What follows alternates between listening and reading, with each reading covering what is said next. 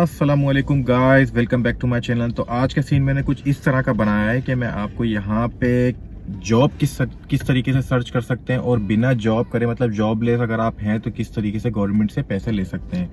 तो ये मैं आपको आज की वीडियो में बताने वाला हूँ। तो शुरुआत करते हैं हेलो वर्क से। आप किसी भी सिटी में जापान के अंदर अगर आते हैं तो उस सिटी में लाजमी कहीं ना कहीं एक हेलो वर्क डिपार्टमेंट होगा, जिसको जापानीज में कहा जाता है हारोबाकू। रखा इन्होंने ही नाम है, लेकिन खुद भी नहीं बोल सकते ना। अब इसमें हमारी गलती है, लेकिन अगर आप इनको हेलो वर्क बोलेंगे तो शायद समझ ना आए, आपको इनको हारोबाकू बोलना पड़ेगा ना। तो उस डिपार्टमेंट का काम ये है, ये गवर्नमेंट का डिपार्टमेंट है ना। इसके अंदर अगर आप जाते हैं तो आपके पास उस वक्त आपके पास आईडी कार्ड होना चाहिए, ठीक है। और आईडी कार्ड के अलावा एक आपका बैंक का अकाउंट हो और उसका कैश कार्ड हो। ये दो चीज़ें होनी चाहिए ना।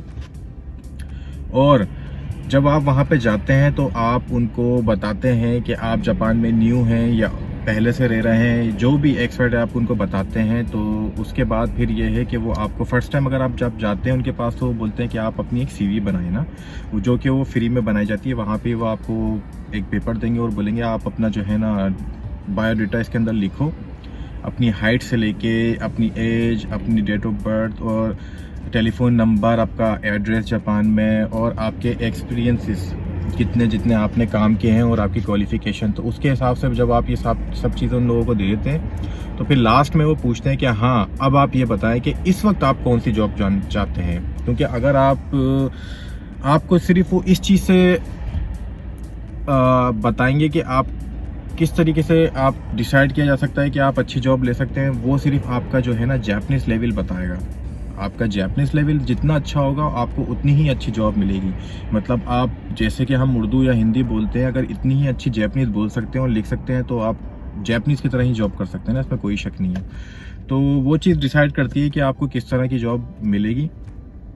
तो उसी वक्त वो आपको बताते हैं ढूंढ के कि आपके इस शहर में, आप ही के शहर में इतने फासले पे आपकी ये इस तरह की जॉब है या इस तरह की जॉब है। ड्राइविंग की जॉब अगर आपको चाहिए तो इस तरह की है, फैक्ट्री में आपको चाहिए, वेल्डिंग की जॉब चाहिए या इस तरह की किसी भी किस्म की जॉब चाहिए, तो वो आपको उसी वक्त लोकेशन बताते हैं, उसी वक्त आपको प्राइस बताते हैं, उसी वक्त जो है आपके काम का जो टाइम है वो बताते हैं।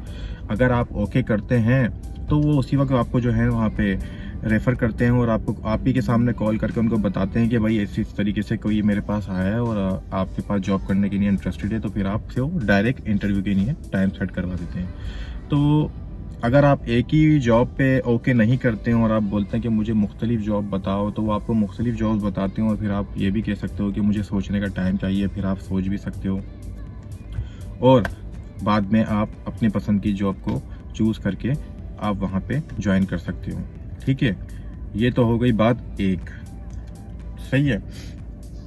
अब इसी डिपार्टमेंट में एक और काम है। जब आप जॉब पे लगते हैं और आप किसी वजह से, आप अपनी खुद की वजह से या कंपनी की किसी वजह से आपको जॉब से निकाल दिया जाता है, फायर कर दिया जाता है या आप रिज़ाइन कर देते हो, तो फिर उसके बाद आप उस जगह से, उसी हेलो वर्क डिपार्टमेंट से पैसे भी ले सकते हो ना। जब आप किसी भी कंपनी से सैलरी ले रहे होते हैं तो आपका एक सैलरी टैक्स कट रहा होता है। उस सैलरी टैक्स में इस हेलो वर्क डिपार्टमेंट में कुछ जो फंड जाता है वो भी कट रहा होता है ना। तो उसका काम ये है कि जब कभी आप जॉबलेस हो जाते हैं तो उसके साथ साथ फिर वो आप जो हैं उनसे वो रिफ़ंड ले सकते हैं ना। वो फ़ंड ले सकते हैं कि भाई मैं अब जॉब नहीं कर रहा, मुझे वापस पैसे चाहिए। तो वो एक उन्होंने एवरेज बनाया हुआ है कि अगर आप उनके पास जाते हैं जो अंडर 40 हैं तो 3 महीने के लिए वो पैसे ले सकते हैं जॉबलेस होके, जो है ना वो 1.5 लाख रुपए पर मंथ, मतलब कि जापानीज 1,50,000 येन पर मंथ वो ले सकते हैं। और जो अबव 40 हैं वो 6 मंथ तक ले सकते हैं। तो मैं इस टाइम पे जो है ना वहाँ पे गया था, मैं भी जॉब करता था, लेकिन लेने के लिए मैं अब गया ना, उनके पास अप्लाई करने के लिए अब गया। ये चीज़ जब भी चाहे आप ज़िंदगी में अप्लाई कर सकते हो, ये आप ही के पैसे हैं, इसमें बुरा मानने की ज़रूरत नहीं है। आप जब भी हों जापान में तो आप ये कभी भी जाके ले सकते हैं, इसमें कोई शक नहीं है। तो सबसे पहले मैं आपसे ये चीज़ शेयर करूँगा। तो पहले आपका वहाँ पे वो इस तरीके का आईडी कार्ड बनाते हैं, चाहे आपको जॉब चाहिए या आप जॉब छोड़ चुके हैं, दोनों सूरतों में ये आपके पास एक दफ़ा एक इस तरह का कार्ड बना देते हैं ना, जो कि आपके नाम का होता है। ये आपके पास हमेशा होना चाहिए। और जॉब चाहिए या नहीं चाहिए, मगर आपके पास आपको इस तरह का एक आईडी कार्ड हमेशा होना चाहिए ना, रेजिडेंट कार्ड, ये वाला लाजमी है। कुछ लोग जैसे टूरिस्ट जापान में आते हैं तो उन लोगों का जो है ना अंडर 3 मंथ के लिए जो जापान में आते हैं उन लोगों का ये कार्ड नहीं बनता है।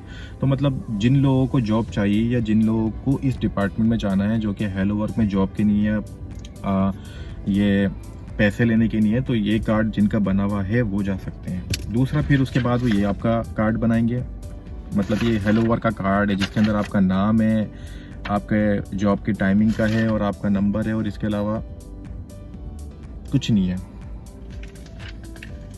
तीसरा फिर ये आपको इस तरीके का एक पेपर बना के खुद देंगे कि हाँ भाई आप हमारे पास कितनी दफ़ा आए, किस मंथ आए। यहाँ से अप्रैल टू मई इन्होंने बताया कि मैं वहाँ गया था और मैंने इनके पास जाके जॉब की बात की थी और मैंने इनको कहा था कि मुझे जॉब अभी नहीं चाहिए ना, मैं रेस्ट करना चाहता हूँ। तीसरा फिर ये आपको इस तरीके का पेपर बना के देते हैं जिसके ऊपर आपकी पिक्चर भी होती है। फिर उसके बाद आपको जो है यहाँ पे अमाउंट भी दिख रही है जो कि मुझे मिलेगी पर मंथ के हिसाब से। तो इस तरीके का पेपर देते हैं और जब जब आप रिसीव करते जाते हैं तो उसको काटते जाते हैं ना। तो ये डॉक्यूमेंटेशन होती है, बिल्कुल सिंपल है। पैसे जो हैं वो आपके बैंक में आते हैं, आपके पास अपना एटीएम कार्ड जो है वो इनको दिखाएंगे तो फिर ये आपका बैंक अकाउंट जो है उसका नंबर, उसकी ब्रांच इसके अंदर डाल देते हैं और आपके पैसे जो हैं आपके बैंक के अंदर ही आते हैं।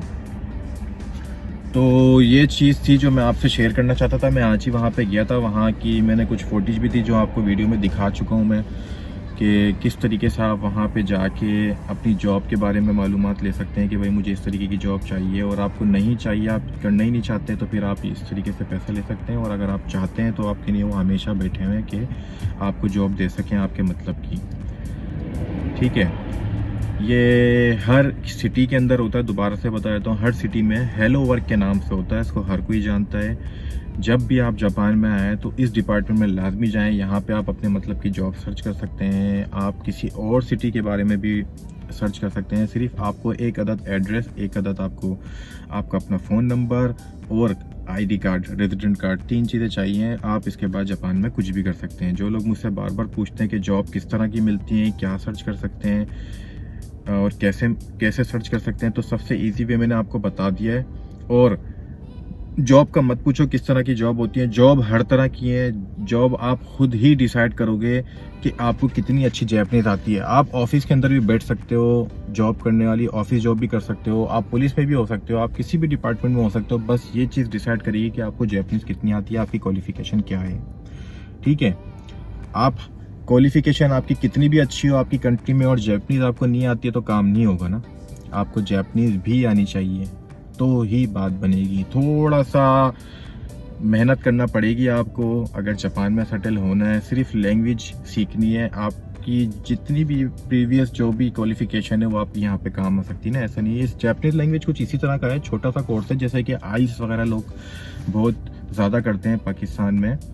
तो उसी तरीके का एक जापानीज का कोर्स भी होता है वहाँ पे साल में एक दफ़ा ना, आइल्स की तरह। वो आप जापानीज कोर्स करने के बाद उस एग्ज़ाम को दे देते हैं, उसके बाद जो है आपका लेवल एक दफ़ा डिसाइड हो जाता है कि आपने किया था, वो पूरी ज़िंदगी चलता है यहाँ पे ना। तो ये सब चीज़ें थी, हो सकता है कुछ चीज़ें मिसिंग हो, कुछ सवाल हो तो आप हमेशा की तरह पूछ लेना कमेंट्स में। और बस इतना ही। अब इंशाल्लाह नेक्स्ट वीडियो में फिर मुलाकात होगी। मुझे इजाज़त दीजिए, अल्लाह हाफिज़।